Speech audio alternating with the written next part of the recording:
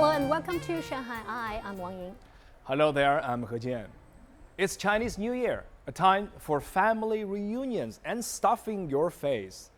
Chinese New Year is the most important holiday for Chinese people around the world, and traditionally, people ate the best food they could get their hands on in celebration as they wished for good fortune in the new year. And Sun Siqi is out in Yuyuan Garden, one of the top destinations in Shanghai for foreign tourists and also the heart of traditional Chinese foodstuffs, and she's gobbling up all the weirdest snacks she could find. Hi, Siqi, what are you having now? Yeah, I'm having some hawthorn berries right now, but too bad you couldn't be here yourself. They've got everything here. They've got all kinds of puffs, pastries, nuts, seeds, dried fruits, dates, raisins, everything you've got. But today I'm also going to try something that some people feel are really gross, but no. They're the most commonplace of snacks when families gather around the TV and enjoy reunion. Okay, Siqi, show us what you are having. Okay. I bet you never had a roast yogurt. Crunchy. Or a duck's tongue. Hawthorn balls with coconut milk. L'estomac du canard. These bags of nuts is the one-way ticket to the ICU for roughly 50% of the white population. Wow, this is the best food ever! Welcome to the snacking season for the Chinese New Year. The good thing about being Chinese is that we're rarely allergic to anything. Like I said, about half the white population could die from nuts, which is funny because about half the Chinese population never heard of anybody dying from nuts. In the days when food was by ration, and I still vaguely remember the last few years of that, Chinese New Year was the time when kids could eat as many snacks as they wanted. I know you know about the almonds, the pecan nuts, pine nuts, pistachio nuts, but what about nuts of Torreya grandis? Torreya grandis, or Chinese nutmeg trees, is an old relic species endemic in China that once lived with the dinosaurs. How do we go about doing this? Oh yeah, this is a bad design. Technically, you're supposed to remove this charred skin with the shell. Let's try some.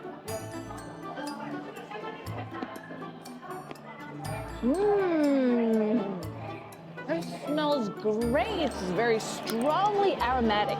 Has a medicinal smell. 1300 years ago, the emperor's favorite concubine, who had a really bad BO, supposedly ate generous helpings of this extremely fragrant nut to improve the way she smelled. How do I open a watermelon seed? When I'm biting into it, it just completely falls apart. It just completely demolished. Melon seeds have been found in the stomach of bodies of Chinese nobles who lived 2,000 years ago. But mostly seeds became a traditional snack during Chinese New Year because there was nothing fresh to eat around that time of year. Seeds and nuts, of course, are very easy to preserve and contain essential fats. Even today at Chinese New Year, some Chinese families can end up with platters full of seed shells at the end of each day during the holiday. But to me, chipping away at the seeds has always been a really warm way for my family to spend time together. What tooth should I use? Oh, what the hell? This is a great way to spend your New Year holiday. Ooh, 糖葫芦. Oranges, grapes, something else, some strawberries, candies, woo, hawthorn berries. This is exactly what I wanted. Yes, very tart. It's hawthorn and sugar combo is supposed to speed up your digestion, which is great with all the muck that I just ate. This time 1,000 years ago, yet another concubine had gotten sick and was cured by a concoction of hawthorn berries and recrystallized sugar. It then became popular among commoners, and vendors turned it into a snack on a stick, which was easier to sell on a cart. This is not pitted. All the hawthorn berries ought to be pitted for customer safety.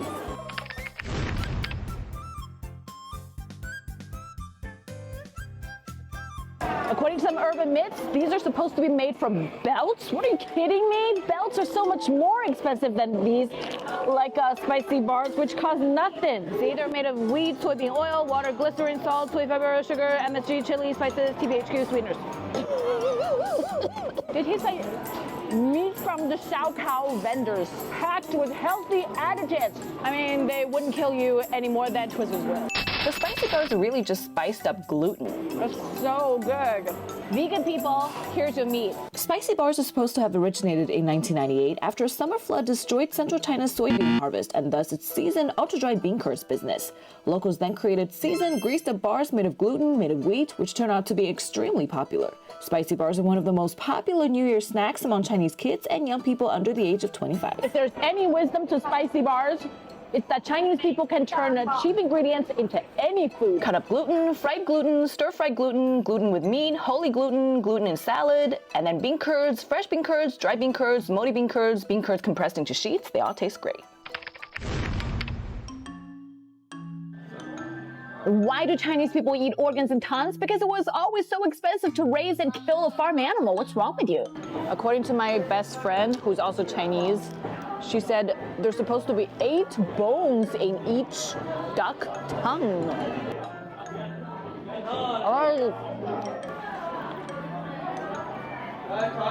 I mean, the tongue itself is really good. Take a look at this. My best friend could spit out an entire tongue with bones only. Duck stomach with rice wine. It's important to note that the stomach is a duck's strongest muscle. Ducks can digest snails. Spicy tripe. This is so good. This is just like a Sichuan hot pot. In China, tongues and guts had always been cheap foods. They'd always been understood as poor people's meat. At an age with no running water, thoroughly cleaning these parts had always been a challenge. Hence, these ingredients were always dunked in brine, ginger, wine, and spices to remove any unwanted smells. Before there was this thing called modern farming, producing the same amount of grains required hundreds of times the workforce, and animals can't grow without eating. So not eating all parts of a farm animal was not only a serious disrespect for life, but also a tremendous waste of grain. At least this is better than a bunch of non-vegetarians killing animals and going, this is ew, that is ew, I'm not eating those. But organs are consumed in many Western countries. Liverwurst, kidney pies, haggis, chopped liver, sweet bread. We Chinese just take it to the next level. And we also eat eyes and feet. What's a snack that really tastes like belts? Grilled, dried, cured squid. Ooh. I thought this was going to be really salty and really belty. This is not bad. Very chewy. Dried, cured, salty codfish.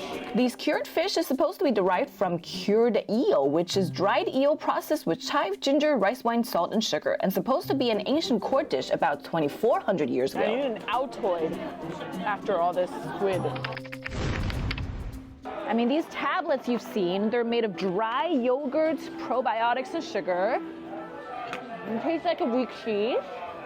There's also milk skin. They're supposed to be made of milk powder and broom corn millet, a grain cultivated in northern China for its short harvesting cycle and resistance to drought and bad soil. I mean, it's crunchy, but it's so much denser and heavier than crackers.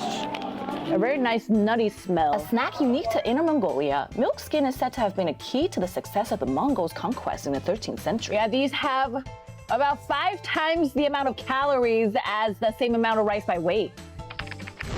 These, I don't exactly recommend. The preserved fruits all kind of taste the same.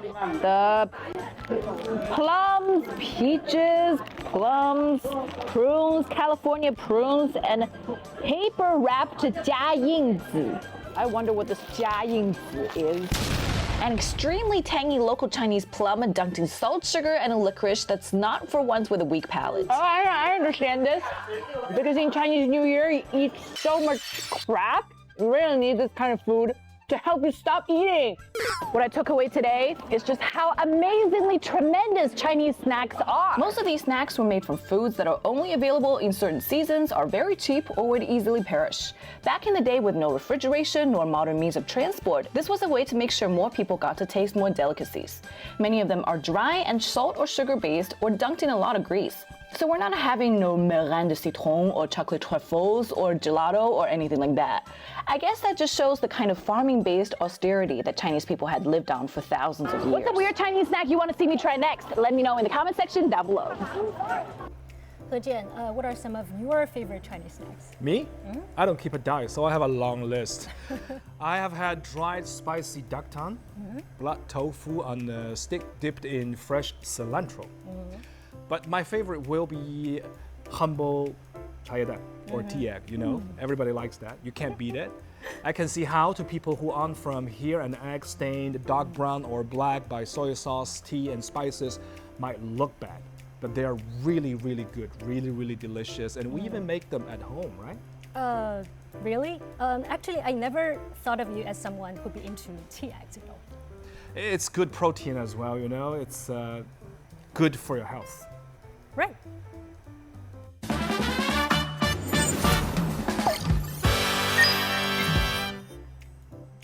Moving on to Shanghai A to Z section. In our previous episode, we explained how to register and pay using Alipay, an essential app for life in China. Now that you have mastered its payment function, let's take a look at some helpful mini apps inside Alipay. First, there's Didi car hailing. Didi is the Chinese version of Uber. There is an English version if you are using the international version of Alipay, and it works just like Uber. Use the map or type in the pickup point, select your destination, and the app will give you a list of car choices. You can choose the type of service and car models according to your budget. Next is public transportation. You can use a QR code that works on public transportation in Alipay. And more, you can even book train tickets and flights or find shared bicycles in transport services. And finally, food delivery. You can order food and have it delivered to your location using Alipay. Find the takeout icon on the home screen. It's a blue letter E that will get you into the Ele.me mini app embedded in Alipay, which can also be translated to English in Alipay. And now it's time for the Shanghai Q&A, where we search our socials and answer some of your questions. Abraham from Egypt raises this question. Who is eligible for a Chinese government scholarship? And where can I find the most up-to-date information on the Chinese government scholarship? Well, eligibility is open to undergraduates, master's and doctoral students, as well as general and senior scholars. You can visit the China Scholarship Council's official Study in China website at www.campuschina.org for the most up-to-date information. And here's another question from Sergey from Russia. I want to go shopping before leaving Shanghai. Are there duty-free shops in Shanghai's airport? Well, Sergey, there are duty-free shops in the departure and arrival halls for international, Hong Kong, Macau, and Taiwan flights in Terminal 1 and Terminal 2 at Pudong Airport. And Hongqiao Airport has duty-free shops in the departure and arrival halls in Terminal 1. But you won't find any in Terminal 2 at Hongqiao as it's designated for domestic flights. If you've got a question for us, you can find us on all the socials. We'd love to hear from you. You can find all our content online as well and join us here on Dragon TV Monday to Friday. Thank you so much for watching. See you next time.